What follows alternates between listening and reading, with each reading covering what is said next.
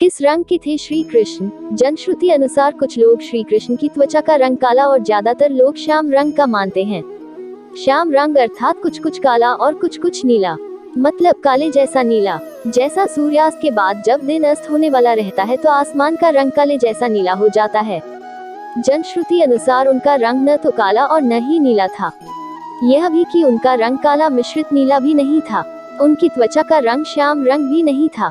दरअसल उनकी त्वचा का रंग मेघ श्यामल क्लाउड श्यामल था, अर्थात काला, नीला और सफेद मिश्रित रंग।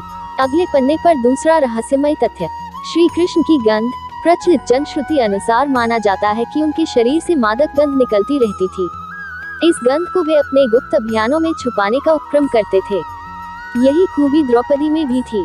द्रौपदी के शरीर से भी सुगंध निकलती रहती थी जो लोगों को आकर्षित करती थी। सभी इस सुगंध की दिशा में देखने लगते थे। इसीलिए अज्ञातवास के समय द्रौपदी को चंदन, उपटन और इत्यादि का कार्य किया, जिसके चलते उनको सैरंध्री कहा जाने लगा था। माना जाता है कि श्री कृष्ण के शरीर से निकलने वाली गंधी गोपिका चंदन और कुछ कुछ रातरानी की सुगंध से मिलती जुलती थी। अगले पन्ने पर तीसरा रहस्यमय तथ्य, श्री कृष्ण के शरीर का गुण। कहते हैं कि भगवान श्री कृष्ण की देह कोमल अर्थात लड़कियों के समान मृदु थी, लेकिन युद्ध के समय उनकी देह विस्तृत और कठोर हो जाती थी।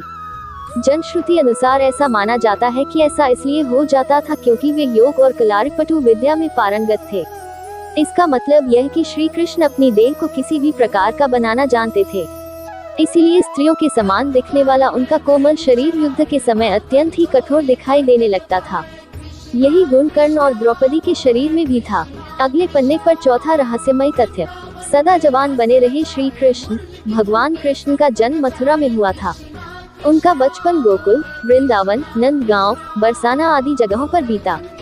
द्वारिका को उन्होंने अपना निवास स्थान बनाया और सोमनाथ के पास स्थित प्रभास क्षेत्र में उन्होंने देह छोड़ दी।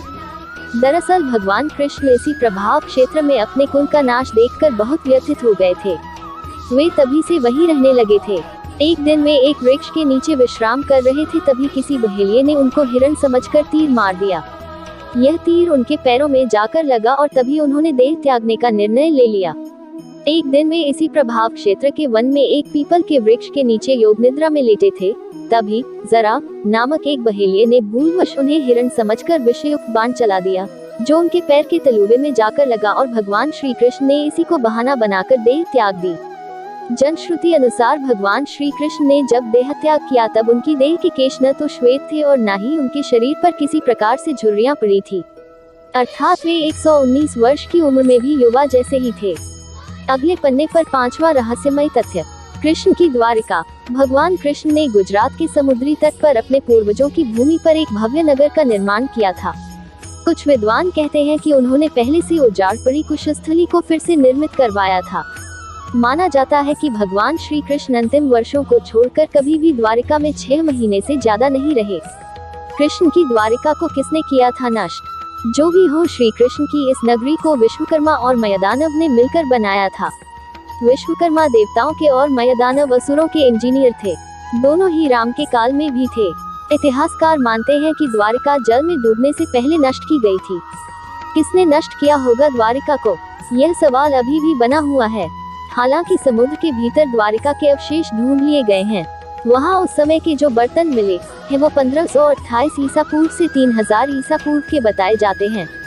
अगले पन्ने पर छठा रहस्यमय तथ्य, ईसा मसीह, श्री कृष्ण और बुद्ध का प्रभाव। हालांकि यह अभी भी शोध का विषय है, फिर भी अब तक जितने भी लोगों ने इस पर शोध किया उनका कहना यही है कि ईसा मसीह ने भारत का भ्रमण किया था और वे कश्मीर से लेकर जगन्नाथ मंदिर तक गए थे। ईसा मसीह थे भगवान कृष्ण के भक्त। उन्होंने कश्मीर के एक बौद्ध मठ में रहकर ध्यान साधना की थी। यहीं पर उनकी समाधि भी है। शोधकर्ता मानते हैं कि श्री कृष्ण का ईसा मसीह के जीवन पर बहुत प्रभाव पड़ा। उनके जन्म की कथा भी श्री कृष्ण के जन्म की कथा से कुछ कुछ मिलती जुलती है। अगले पन्ने पर सातवां रहस्यमय तथ्य, मार्शल आर्ट के जन्मदाता थे श्री कृष्ण। भारतीय परंपरा और जनश्रुति अनुसार भगवान श्री कृष्ण ने ही मार्शल आर्ट का आविष्कार किया था। दरअसल पहले इसे कलारिपयट्टू कहा जाता था। इस विद्या के माध्यम से ही उन्होंने चाणूर और मुष्टिक जैसे मल्लों का वध किया था। तब उनकी उम्र 16 वर्ष की थी। मथुरा में दुष्ट रजक के सिर को हथेली के प्रहार से काट दिया था। जनश्रुतियों के अनुसार श्री कृष्ण ने मार्शल आर्ट का विकास ब्रज क्षेत्र के वनों में किया था। डांडिया रास उसी का एक नृत्य रूप है। कालारिपयट्टू विद्या के प्रथम आचार्य श्री कृष्ण को ही माना जाता है। हालांकि इसके बाद इस विद्या को अगस्त्य मुनि ने प्रचारित किया था। इस विद्या के कारण ही नारायणी सेना भारत की सबसे भयंकर प्रहारक सेना बन गई थी। श्री कृष्ण ने ही कलारिपयट्टू की नींव रखी, जो